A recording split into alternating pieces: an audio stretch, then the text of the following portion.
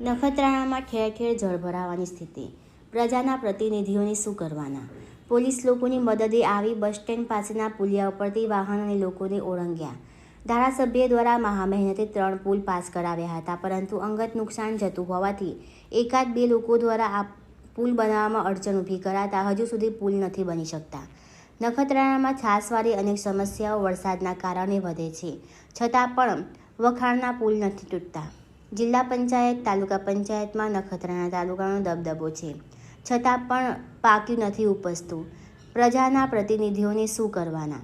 નગરપાલિકા વિધિઓ તો નથી થઈ, પરંતુ તાલુકા અને જિલ્લા પંચાયતના પ્રતિનિધિઓની જવાબદારી નથી વગેરે વેધક સવાલો નગરજનો કરી રહ્યા છે.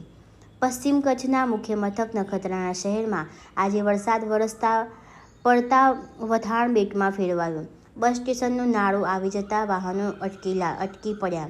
ભાખરી સમસ્યા ઉકેલવા નખત્રાણા પોલીસને આવવું પડ્યું અને લોકોને સામે પાર કરી ટ્રાફિક હળવો કરાવવો પડ્યો.